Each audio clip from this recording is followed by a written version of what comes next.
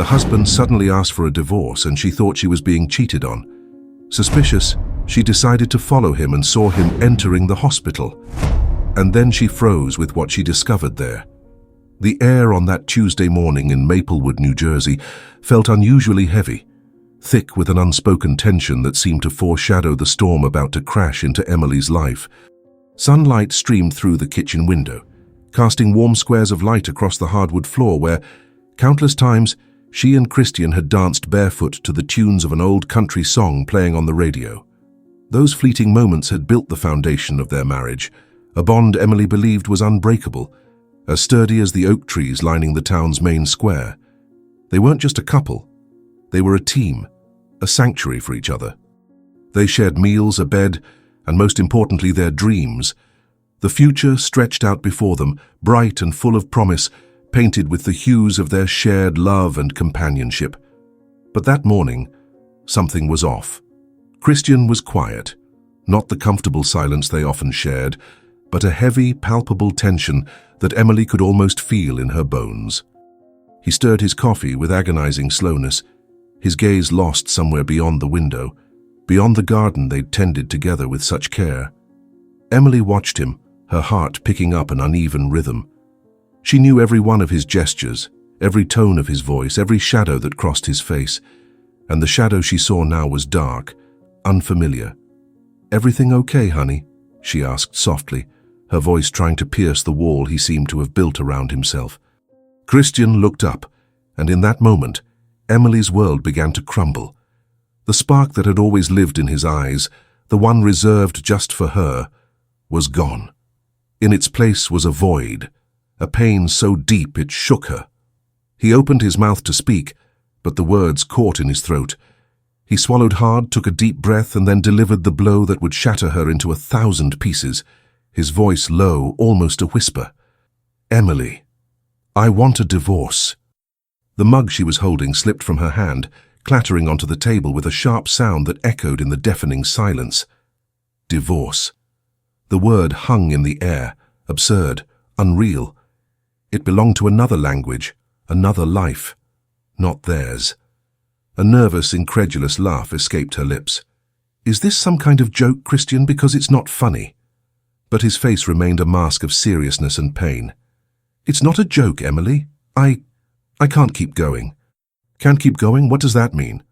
Her voice rose, confusion giving way to rising panic. "We were fine. Just yesterday we were planning our trip to Seattle, picking out the coffee shops we'd visit. We were happy. What changed overnight?"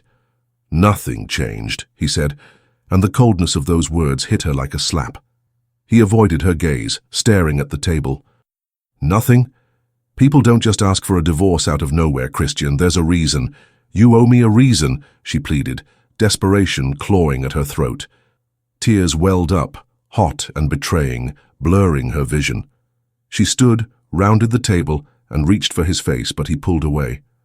A subtle movement that cut deeper than a shout. "Please don't make this harder," he said, his voice breaking.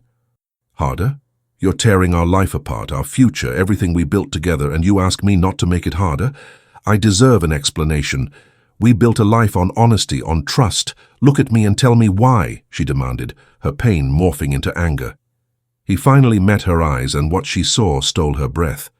It was raw agony, a sadness so overwhelming that for a moment she forgot her own pain. But then he spoke, his words vague and cruel in their simplicity. "It's what's best for both of us, trust me." "Best for both of us? Who decided that? You alone? How is this best for me, Christian? Losing you, losing my home, my family. You don't want to go to Seattle with me? How is that good?" She was sobbing now, her body trembling uncontrollably. He stood, the chair scraping harshly against the floor. "I've made my decision, Emily. I'm going to my mum's for a while to give you space. You're leaving for Seattle soon, and while you're there, I'll sell the house and give you your share. We can talk about the practical stuff later." And that was it. No explanation, no parting hug, no final glance of comfort. He turned and walked toward the door, each step pounding like a hammer in Emily's heart. She stood frozen in the kitchen, listening to the door open and close, the car engine starting and fading down the street. The silence that followed was suffocating. The house, once a haven of love and warmth, now felt like a tomb of memories. Every object, every photo on the wall, every throw pillow on the couch was a testament to the love she thought was eternal. Emily collapsed into a chair, her body racked with sobs, her face drenched in tears. The question echoed relentlessly in her mind. Why? Why was he abandoning her like this? What had she done wrong? Her mind raced, replaying the past days, weeks, searching for a sign, a clue she might have missed. But there was nothing. Only the image of a loving husband, a devoted partner, who overnight had become a stranger demanding a divorce for their own good. As the pain consumed her, a dark, bitter seed took root in her broken heart. Suspicion. If their love hadn't faded, there could only be one explanation, and that explanation had a name, a face, and was likely the real reason her world had just been turned upside down. The night was a blur of sleeplessness and silent tears. Emily wandered the house like a ghost, touching objects that once meant security but now seemed to mock her. Christian's side of the bed was cold, untouched, and his scent on the pillows was torture. Every corner of the house screamed his absence, a void that grew more painful and inexplicable with each passing hour. When the first rays of dawn crept into the living room, they found her curled on the couch, eyes swollen and soul in tatters, clutching a pillow like a lifeline.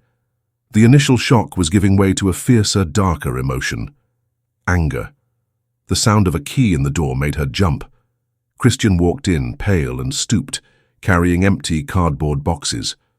Seeing him there so resolute in erasing his presence from their home lit a fuse inside Emily. He started up the stairs toward their bedroom without a word. Not even a good morning. Her voice was hoarse, raw with pain. He paused mid-step, his back to her. "Emily, please, let's not start again." "Start what? A conversation?" "It's the least you owe me, Christian. One damn conversation." She stood, her body shaking with newfound fury. He turned slowly. "There's nothing more to say." "I said it all yesterday." "You said nothing. You dropped a bomb on our life and walked away. That's not saying anything." She gestured wildly, frustration spilling over. "I spent the whole night trying to figure it out, looking for my mistake, our mistake. And you know what I realized? There's no mistake. There's a lie. There's someone else, isn't there?" The accusation hung in the air. Christian stared at her, his jaw tight, but he said nothing. That silence was the loudest confirmation she could have received. A bitter scoff escaped her lips. Of course. Silence. It's always easier, isn't it? Not having to admit the betrayal, the cowardice. He climbed the rest of the stairs, ignoring her. The sound of drawers opening and closing upstairs was like a knife twisting in her wound. Unable to bear being in the same house, Emily grabbed her phone and stepped into the backyard, dialing her best friend, Sarah. "Sarah, it's me," Emily said, her voice breaking the moment she heard her friend's concerned hello. "He's here, packing his bags to leave, and he won't tell me why." "Slow down, Emily, breathe. What happened?" Sarah's voice was a balm. "He wants a divorce, Sarah, out of nowhere, and now I know why. It's another woman," Emily said, the words bitter on her tongue. "He's upstairs. Packing up his life like our years together meant nothing. The worst part is his hypocrisy. Just days ago he looked at me with so much love, made plans. How can someone be so fake? How can he be so cold now after everything?" As she poured her heart out to Sarah, Emily's pain hardened into a cold resolve. The sadness was still there, a deep ocean beneath the surface, but now anger drove her. After hanging up, she went back inside. Christian was coming down the stairs, carrying 2 suitcases. He set them by the door and finally looked at her. "I'm leaving now," he said, his voice low and controlled. "That's it? You just walk out?" She stepped in front of him, blocking his path. "Emily, I asked you not to make this harder. Focus on your Seattle trip. It's an incredible opportunity. You deserve it. Focus on your career. It's the best thing for you right now. Let this go." The mention of the trip, their shared dream, was the final straw. "Let this go? You want me to forget that my husband is leaving me for someone else and pretend everything's fine? I'm not going anywhere at peace until I know the truth. I want to see her, Christian. I need to look into the face of the woman you threw our marriage away for. Only then will I feel free." "There's no other woman," he said, but his eyes flicked away toward the door like an escape route. "Then look at me and say it. Look me in the eyes and swear there's no one," she challenged, her voice rising. He couldn't. He just shook his head, a gesture of defeat or maybe impatience. "I have to go." He stepped around her, grabbed the suitcases and opened the door. Emily's heart pounded wildly. Suspicion had become absolute certainty, an obsession.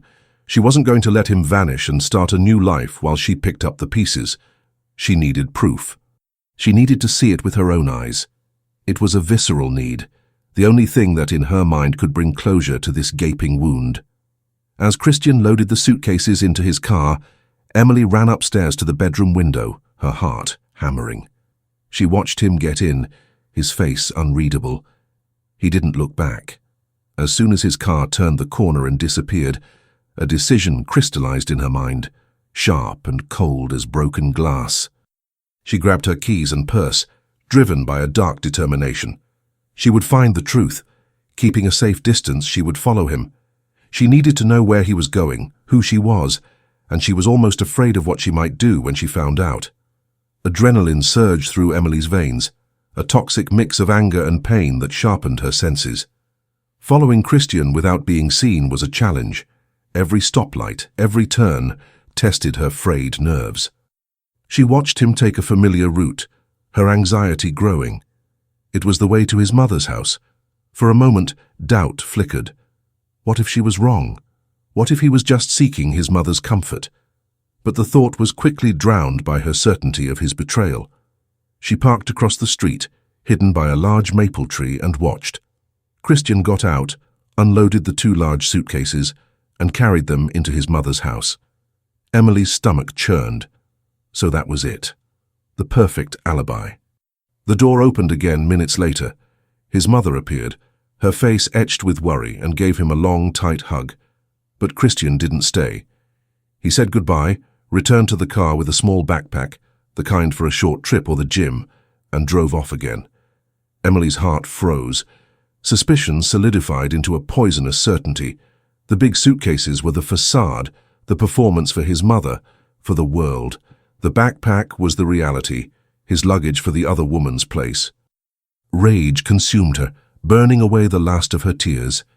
She started her car, jaw clenched. "I'm going to see your face," she whispered to the empty air, addressing the unknown woman. "I'm going to see the face that ruined my life." This time, Christian's route led to a part of town they rarely visited, a bustling area with office buildings and medical centers. Emily followed, her chest tight, expecting him to pull up to an apartment complex or a discreet motel. Instead, to her utter confusion, he signaled and turned into the parking lot of Maplewood General Hospital. Emily parked across the street, the engine still running, her mind reeling. A hospital? What was he doing here? Visiting a sick relative? A friend? It didn't add up. He would have told her. Unless the other woman worked here. The idea took root, grotesque, but plausible. Maybe she was a doctor, a nurse. The audacity of it took her breath away.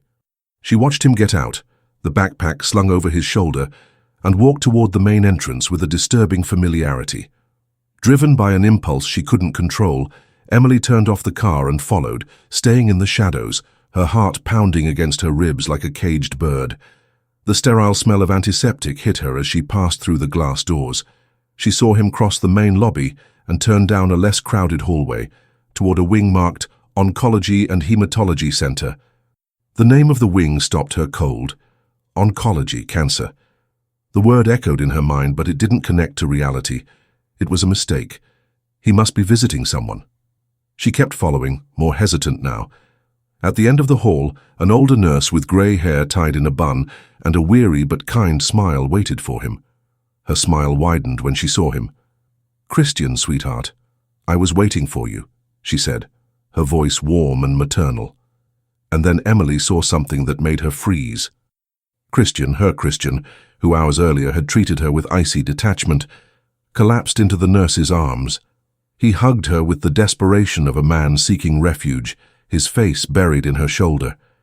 It wasn't the embrace of lovers. It was the embrace of someone seeking solace, carrying a burden too heavy to bear alone. The scene was so intimate, so laden with silent pain, that Emily felt like an intruder, violating a sacred and terrible moment. Her legs trembling, she retreated to the main lobby before they could see her. The image of the embrace burned in her mind. The suspicion of betrayal dissolved, replaced by a cold, paralyzing fear. She approached the information desk, her mouth dry. "Excuse me," she said to the receptionist, trying to keep her voice steady. "I'm looking for a patient, Christian Bennett." The receptionist typed the name into the computer. "Mr. Bennett is admitted, ma'am. He has a treatment session scheduled today in the hematology center. Visiting hours are at 3. Treatment." The word hit her like a punch. Treatment. Oncology. Hematology. The pieces of the puzzle began to fit together, forming a monstrous truth far worse than the betrayal she'd imagined. Why hadn't he told her? The question haunted her as she returned to her car, her body on autopilot. Why would he choose to go through this alone? She didn't go home. She drove aimlessly for hours, her mind a whirlwind of confusion, fear, and overwhelming guilt for her suspicions. Later, knowing the visiting hours, she returned to the hospital. With her heart in her throat, she asked for his room and was directed to an infusion suite at the end of the hall. She found him in a reclining chair, his arm extended, connected to an IV bag, dripping a clear liquid into his veins. He looked paler, frailer than she'd ever seen him. His eyes were closed, but they fluttered open as she approached, as if he sensed her presence. Shock flashed across Christian's face, followed by a wave of panic. "Emily? What are you doing here?" The tears she'd held back all day finally came, silent and hot. "I followed you," she confessed in a whisper. "I needed answers, Christian, and now I'm demanding them. The truth." He closed his eyes again, a single tear sliding down his temple. The facade of strength he'd tried to maintain crumbled entirely. When he spoke, his voice was barely a breath, broken by exhaustion and pain. "I was diagnosed a few months ago," he began, the confession pouring out in a painful torrent. "At first, the prognosis was good, but it got worse. It's advanced, Emily. There's no cure because they can't find a compatible bone marrow donor." Emily clapped a hand over her mouth, a sob escaping. "I couldn't tell you," he continued, his eyes pleading. "I couldn't tie you to this. You were so excited about the promotion, the Seattle trip. You'd already bought the tickets. It was the job you'd always wanted. How could I let you throw that away to take care of a sick man? I wanted you to live, to have the future you deserve. I love you too much to drag you into this hell with me, asking for a divorce. It was the hardest thing I've ever done, but I did it for love, to set you free." Emily's world shattered and reformed in that hospital room, in the space of a single confession. The air seemed to vanish from her lungs, and the sounds around her faded to a high-pitched hum. There he was, her Christian, the man she'd accused of betrayal and cowardice, revealing an act of love so profound and misguided, it tore her apart. He was trying to protect her, pushing her away not for lack of love, but for an excess of it. Every cold word, every averted glance, every silence that had tortured her over the past 48 hours was part of his armor, a desperate attempt to spare her the pain consuming him from within. The ache in Emily's chest was physical, a crushing pressure. The tears streaming down her face were no longer born of anger or confusion, but of a deep sorrow and a love rediscovered in its rawest, most painful form. She stepped closer to the chair, her legs unsteady, and finally touched his face, his skin cool and clammy. This time, he didn't pull away. Instead, he leaned into her touch like a parched plant seeking rain. "How could you?" she whispered, her voice thick with emotion. The question not an accusation but a lament. "How could you think I'd let you go through this alone? How could you think a promotion, a trip, anything in this world would matter more than you?" In that moment, amid the hospital's antiseptic smell and the steady drip of the IV, the vows they'd exchanged years ago echoed in Emily's mind with piercing clarity. In sickness and in health. It wasn't just a pretty phrase from a ceremony. It was a promise, the bedrock of their life together. And Christian, in his noble but torturous attempt to protect her, was trying to break that promise for her. But it was a promise she had no intention of breaking. She knelt beside him, clutching his free hand with both of hers, their fingers intertwining tightly, as if she could pour her own vitality into him. "You're not getting rid of me that easily, Christian Bennett," she said, forcing a smile through her tears. "We're in this together. In sickness and in health, remember? That's not a choice, it's who we are." The relief that flooded Christian's face was almost tangible. The tension in his shoulders seemed to melt, and he allowed himself to cry openly, a silent, exhausted sob from a man who no longer had to fight alone. Emily stayed with him through the treatment, in a silence heavy with unspoken emotions. When the nurse came to disconnect the IV, she helped him stand. He was weak, drained, and with her there he didn't need to stay overnight. So she took him home, not to his mother's, but to their home. The house he'd tried to abandon would now be the sanctuary for their shared fight. Once she got him settled in their bedroom, the adrenaline that had sustained her began to fade, giving way to the enormity of the situation. Seattle, the promotion, the bright future she'd envisioned, all of it became secondary, blurred figures in a painting where only Christian's health mattered. With a steely resolve, she grabbed her phone and stepped onto the porch. First, she called her boss. "Mr. Thompson, it's Emily," she began, her voice surprisingly steady. "I need to be straight with you. There's been a serious family emergency. My husband. He's very sick. And I need to be with him. I know what this means, and I'm sorrier than I can say, but I can't take the promotion. I won't be going to Seattle." There was a pause on the line, then her boss's understanding voice. But Emily barely registered his words. Her decision was made. It was a sacrifice, yes, but it didn't feel like one. It felt like the only right thing in the universe. After hanging up, she dialed Sarah. The moment she heard her friend's voice, Emily's fortress crumbled. "Sarah?" she sobbed, the pain crashing over her in waves. "It wasn't another woman. Oh God, Sarah, I was so foolish, so blind." "Emily, what happened? Did you find him? Why are you crying like this?" Sarah's voice was pure concern. "I found him. At the hospital," Emily managed, barely able to form the words through her sobs. "He's sick, Sarah. Really sick. Cancer. And he didn't tell me because he didn't want to ruin my life, my career. He was pushing me away to protect me, and I accused him, I hated him, I thought the worst." She doubled over, the guilt mingling with the fear for Christian's life. "He was planning to die alone, Sarah, so I could live. What kind of love is that?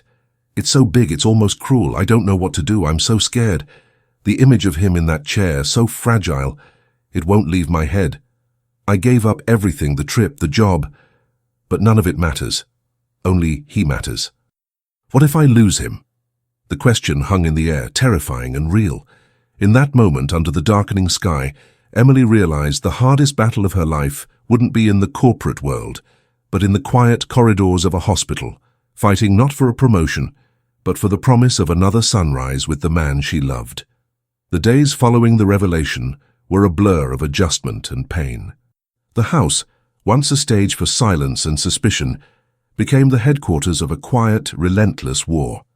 The forgotten promotion and the Seattle trip faded into echoes of a past life, a reality that no longer belonged to Emily. Her new routine revolved around medication schedules, doctor's appointments, and the chemotherapy cycles that left Christian exhausted, but were, for now, his only defense. Emily became an expert overnight. She learned to read blood tests, decipher medical jargon filled with frightening terms, and recognize the subtle signals Christian's body gave. She knew when nausea was coming, when fatigue would overwhelm him, and when he needed silence or a hand to hold. Each hospital visit was a journey in itself. They sat side by side in the waiting room, a space where fear hung thick in the air, shared among strangers united by the same battle. Emily watched the faces around her, each carrying their own story of struggle, and felt a strange sense of belonging to this unwanted community. During the long hours of infusion, as the poison meant to save him dripped slowly into his veins, they rediscovered a new kind of intimacy. Sometimes they said nothing, the silence filled only by the hum of machines and the strength of their clasped hands. Fear was a constant companion, a shadow that sat with them at the dinner table and lay in bed at night. Emily felt it like a cold knot in her stomach every time Christian looked paler, every time a doctor's visit brought discouraging news. Christian, meanwhile, fought not just the disease but the feeling of being a burden. "You didn't have to do this," he whispered one night as Emily helped him take a pill. She stopped and looked at him, her eyes steady. "The only burden I feel, Christian, is the time I wasted doubting you. Every second I spend by your side now is exactly where I'm supposed to be. There's nowhere else in the world for me." Those words became her mantra. Their love, always solid, was forged in the fire of adversity and emerged stronger, more resilient. It was a love that found joy in a nausea-free day, celebrated a slightly better blood test, and saw beauty in the stubbornness of fighting one more day. The months passed in this bittersweet rhythm. News of Christian's illness spread, first to family, then to friends, and the small Maplewood community. The response was a wave of solidarity. Childhood friends, distant cousins, neighbors they barely knew, all offered to get tested for bone marrow compatibility, the only real hope for a cure. Each test was a tiny spark of hope, and each negative result was a gust that dimmed it, leaving the darkness a little heavier. Emily, with her newfound determination, organized campaigns. She created social media groups, posted flyers around town, and contacted local newspapers. "A Hero for Christian," the campaign was called. The posts were shared hundreds of times, their story touching hearts far beyond their social circle. People registered as donors, inspired by their fight. But for Christian, the miracle of a perfect match didn't come. The universe seemed to have an endless supply of potential donors, but none were right for him. Hope, once a vibrant flame, began to dwindle into a faint ember, one they fought to keep alive with all their strength. And with each passing day, each treatment that weakened Christian's body, the race against time grew more desperate. The hospital became its own world, with its own geography and relationships. Emily was no longer a frightened visitor. She was part of the landscape. She knew the staff by name, from the receptionist, Mrs. Linda, who always offered a tired smile, to the cleaning crew she greeted in the long, quiet corridors. She and Christian spent so much time in the hematology wing that it had taken on a bittersweet familiarity. It was the stage of their greatest anguish, but also the epicenter of their fight. On a particularly grey autumn afternoon, while Christian dozed in the recliner during another chemo session, Emily stepped out to the staff break room to grab a cup of water. The air there was thick with the smell of coffee and hushed conversations, a brief respite from the tension of the wards. Two nursing assistants, Karen and Lisa, with whom Emily had shared many stories and tears, were chatting excitedly in low voices, looking at a phone screen. "I can't believe how much they look alike, it's crazy," Karen said, chuckling. "If I didn't know Christian was in there, I'd swear it was him goofing off online." The mention of Christian's name made Emily pause, the plastic cup halfway to her lips. She stepped closer, curious. "Talking about me?" she teased, trying to sound light.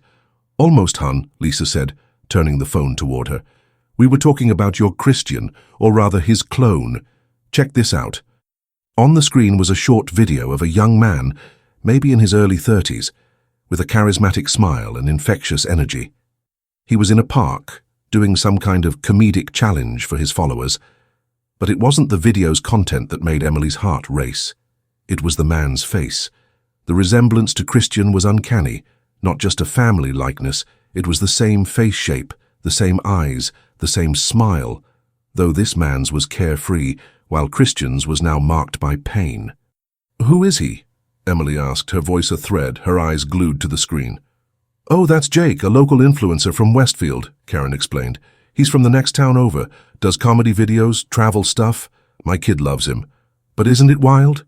They could be twins separated at birth." Twins separated at birth. The words echoed in Emily's mind. Westfield, influencer. The pieces swirled, disjointed, until a possibility so improbable, so absurd, began to take shape. So spark in the darkness of months of despair. Bone marrow compatibility is far higher among blood relatives. They'd tested all of Christian's known family to no avail. But what if there was a family they didn't know about? The logic was thin. almost delusional, born of pure desperation. But it was the first real spark of hope she'd felt in ages. The resemblance was too striking to be mere coincidence. What if it wasn't? What if this man, this stranger smiling on a phone screen, was the answer to their prayers? Emily's heart pounded with a mix of fear and euphoria. The possibility of a compatible donor, the key to Christian's life, might be just a few miles away, living a life oblivious to their struggle. The coincidence was so immense, it felt like a script written by a higher power, a potential miracle disguised as a viral video. In that moment, a new determination seized Emily. She didn't know how, but she had to find this man. She had to turn this shocking resemblance into her husband's salvation. The next morning, Emily woke before dawn, fueled by an energy she hadn't felt in months. Jake's face, the influencer, was etched in her mind. She didn't tell Christian. He was in one of his weaker days, and she knew he'd call her idea crazy, a delusion born of desperation. He'd tell her not to cling to false hope. But that hope, however faint, was the only thing driving her. She kissed his forehead, told him she had errands to run in town and would be back soon, and left. The drive to Westfield was short, under 30 minutes, but to Emily, it felt like an eternity. With every mile, doubt and hope waged war in her chest. What if this was all nonsense? What if the man laughed at her story, but the image of Christian, pale and weak in the hospital chair, propelled her forward?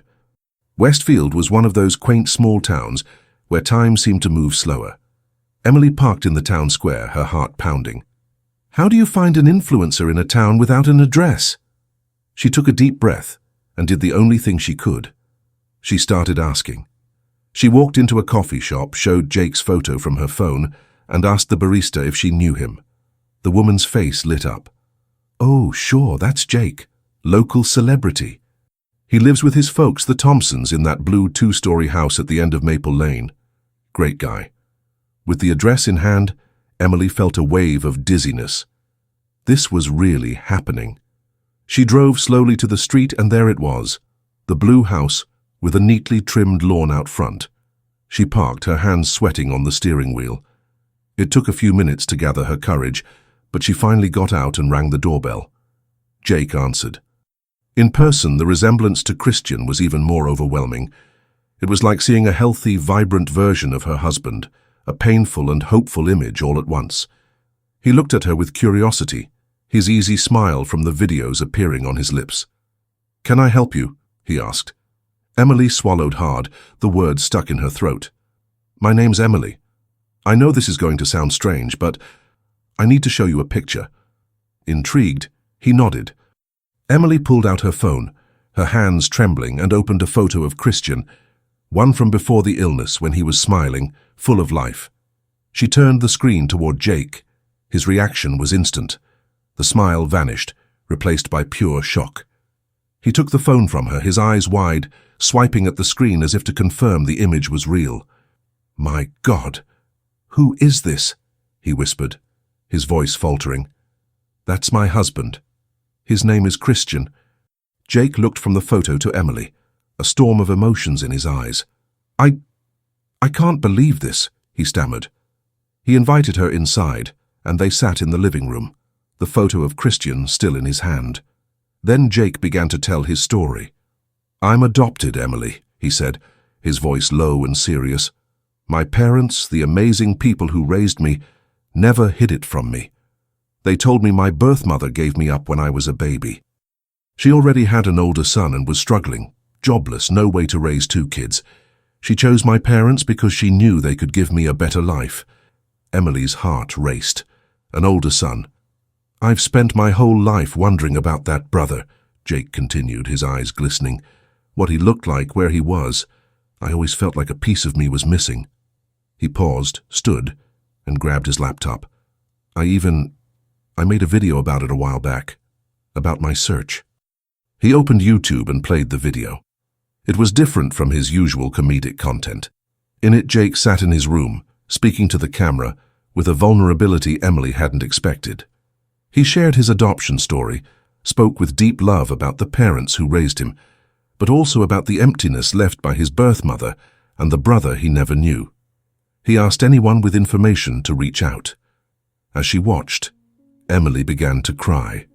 She cried for the pain of this young man searching for his roots, for the story intertwining so unbelievably with hers, and above all, for the spark of hope now burning brightly within her. This man wasn't just a look-alike. He was, in all likelihood, Christian's long-lost brother, the brother who could be the one person in the world able to save him. The emotion in the room was palpable, almost tangible. Jake closed the video but kept staring at the laptop screen, as if seeing a lifetime of questions reflected there. Emily wiped her tears, her heart swelling with a mix of sorrow for his story and growing excitement for the possibility unfolding. "Christian's sick, Jake," she said, her voice still shaky but resolute. "He needs a bone marrow transplant. It's his only chance, and compatibility is much higher between siblings." Jake looked up, realization hitting him like a revelation. A lifetime search and his newfound brother's desperate need converged in that moment. There was no hesitation in his face, only absolute clarity. "Then there's no time to waste," he said, standing. "Take me to him. Take me to the hospital. I'll do the test right now." The drive back was entirely different. The silence now was one of anticipation, not tension. Jake asked about Christian, his life, his personality, trying to fill decades of absence with small details. At the hospital, Emily led him through the familiar corridors. She explained the situation to the head nurse who, seeing the uncanny resemblance between the man beside Emily and the patient in the recliner, fast-tracked the blood draw for the compatibility test. After the blood was taken, the moment they'd both dreaded and hoped for arrived. Emily brought Jake to the room where Christian rested. She went in first. "Honey, there's someone here who wants to meet you," she said softly. Christian opened his tired eyes. Then Jake walked in. For a moment, time stopped. The two men locked eyes, as if staring into a mirror reflecting two entirely different lives from the same origin. Christian, pale and weakened by illness. Jake, vibrant and full of health. Tears welled in Christian's eyes. He didn't need an explanation. He knew. He felt it. "Who are you?" Christian asked, his voice hoarse. "I'm your brother, I think," Jake replied, stepping closer and taking the hand Christian extended. "I've been looking for you my whole life." Later that day, the scene repeated at Christian's mother's house. When she opened the door and saw Jake beside Emily, she clapped a hand over her mouth, a sob escaping her chest. She hugged him with the force of years of regret and longing, crying uncontrollably. After the initial wave of emotion, Christian, sitting on the couch beside his newfound brother, looked at his mother. "Why, Mom? Why didn't you ever tell me I had a brother?" His mother, her face streaked with tears, confessed the weight she'd carried for decades. "I was ashamed, my son. Ashamed of failing, of not being able to raise both of you. I was young. Your father had left us. Giving Jake up was the hardest thing I've ever done, but I wanted him to have a chance at life. He was sick, frail, and I couldn't afford his medicine. Later, shame silenced me, and now with you sick, the guilt ate me alive. I looked for him, Christian. I swear I did.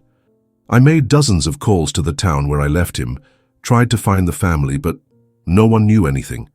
Time had erased the trail." She turned to Emily, her eyes full of immense gratitude. "I carried that sadness and guilt for so long. And you, Emily, you're an angel sent to our family. You found him. You brought us together." They all embraced, a tangle of emotions, tears, and relief, healing old wounds and forging a new family in that moment. The next day, Emily's phone rang. It was the hospital. She answered, her heart in her throat, Christian and Jake beside her, holding their breath. There was a pause on the line, then the nurse's voice thick with emotion. "Emily, it's 100% match. He's a perfect donor." A cry of joy and tears erupted in the room. It was real. The miracle they'd prayed for had happened. Without a moment's hesitation, Jake began the donation process. True to his nature, he decided to document it on his channel. But the tone was different. No humor, just deep sincerity. He filmed himself in the days leading up to the procedure, sharing the incredible story of finding his brother and having the chance to save his life. He used his platform to talk about the importance of bone marrow donation, turning his personal journey into a powerful awareness campaign. The video of their reunion and the compatibility news went viral, their story touching the entire country. Their journey was no longer just theirs. It was a beacon of hope for thousands. The day of the transplant was a milestone, a turning point etched in the family's history. Emily and Christian's mother waited outside. The hours dragged, each minute an eternity. But when the doctor finally emerged, his tired but triumphant smile said everything before he spoke. The transplant was a success. Christian's recovery was slow but steady. Day by day, the new bone marrow, his brother's gift of life, began to work, repopulating his body with healthy cells. The pallor gave way to a healthier flush, the weakness to growing strength. Emily and Jake were his constant shadows.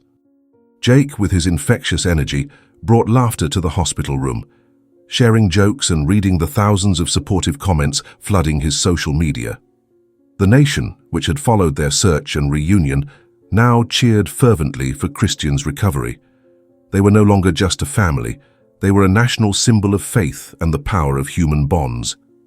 Emily was the steady anchor, ensuring everything ran smoothly. She managed medications, spoke with doctors, and in quiet moments, simply held Christian's hand, their eyes saying all that words didn't need to. Jake became more than a brother-in-law. He was a brother to Emily too. The bond among the three was palpable, a harmonious dance of love and support. When Christian was finally discharged, leaving the hospital was an event. Reporters and dozens of supporters waited with signs and balloons. Jake, arm around his brother's shoulder as Christian waved, emotional, thanked everyone for their support. The return home marked the true start of their new life. The house, once a place of anguish, now breathed joy and gratitude. The months that followed were a time of rediscovery. Christian relearned to enjoy the small things, the taste of a meal without chemo's nausea, the energy for a walk in the park, the simple joy of waking beside Emily without fear's shadow. Jake was a constant presence, bringing his adoptive parents to Sunday barbecues, blending the two families into one big, noisy unit. They learned that true love wasn't measured by sunny days, but by the courage to hold each other's hand through the fiercest storm and come out together. A year after the transplant, life was vibrant again. Christian was fully recovered, his tests confirming complete remission. He was stronger, more grateful for life than ever. Then Emily's phone rang. It was her boss. The company hadn't forgotten her. The Seattle position was open again, and the offer was hers if she still wanted it. That night, Emily told Christian, her heart a little anxious. He looked at her, a wide smile spreading across his face. "So what are we waiting for? Let's pack our bags," he said. This time there was no illness, no secrets, no fear, just the promise of an adventure to be lived together. The Seattle trip, once a symbol of a dream interrupted and deep pain, was now the emblem of their fresh start. As they packed side by side, laughing and planning, they knew they weren't just embarking on a work trip.